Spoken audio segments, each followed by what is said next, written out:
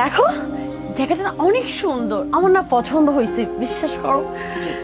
Thank you so much আমাকে এত সুন্দর একটা জায়গা আনার জন্য। আচ্ছা একটা কথা বলবো তোমাকে আমি। দেখো আমাদের রিলেশন তো 3 বছর হয়ে গেছে, তাই না? তুমি এরকম রাইড শেয়ার করো, আমার এটা না একদমই পছন্দ না। আর একটা মেয়ে কি চায়, কেন রিলেশন করে? সুখ শান্তির জন্য। কিন্তু তুমি যদি এইভাবে রাইড শেয়ার করো, তুমি আমাকে কিভাবে শান্তিতে রাখবে বলো তো? আর আমার ফ্যামিলি কখনো এটা মেনে নেবে না। আসলে দেখো, আমি তো চেষ্টা করছি, আর তুমি এত খারাপ ভাবে নিচ্ছ কেন তুমি রাইড শেয়ারকে?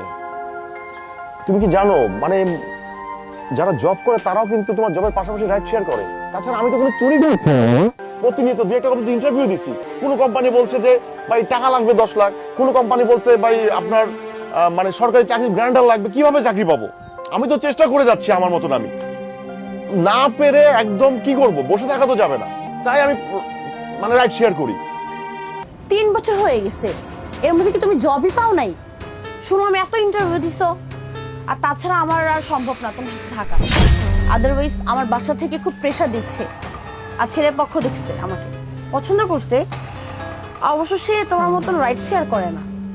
সে মাল্টি ন্যাশনাল একটা কোম্পানিতে জব করে, সে খুব ভালো স্যালারি পায়। আর আমাকে এখন তো তার সামর্থ্য আছে।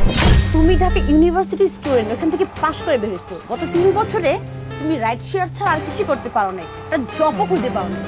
আমার মনে হয় না আগামীতে তুমি 30 বছরে কিছু করতে পারবা। আর তুমি যে রাইড শেয়ার করতেছো না, ওই সিএনজি রিক্সাওয়ালা এদের সাথে সংযুক্ত হচ্ছে। আর আমার মনে হয় না যে এগুলো করে তুমি আমাকে রাখতে পারবা। তো আমি একটা কথাই বলবো, আমাকে ভুলে যাও।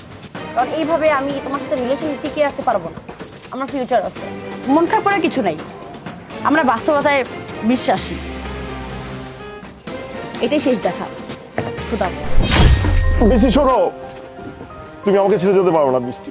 তুমি সামান্য রাইড শেয়ারের জন্য তুমি আমাকে ছেড়ে চলে যাবে? আর তুমি অন্য একজনকে বিয়ে করবে, এটা মানে ভাবতে পারো কিভাবে? আমি এটা বুঝতে পারছি না। আমি তোমাকে কতটা ভালোবাসি তুমি জানো না? আমাদের কত বছরের সম্পর্ক এটা। তুমি সামান্য এই বিষয়টা জন্য আমাকে ছেড়ে যাবে?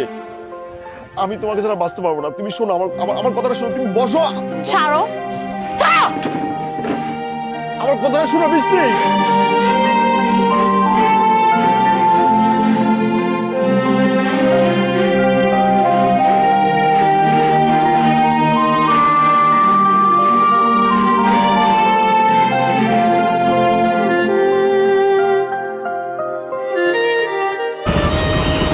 কি অবস্থা, মন খারাপ করে বসে আছিস যে? কি হয়েছে তোর? সকাল থেকে কি রাইড টাইড করিসনি? না বন্ধু, আসলে আজকে মনটা ভালো নাই। কেন রে, এভাবে বসে থাকলে কি হবে? আমাদের পেট চালাতে হবে না?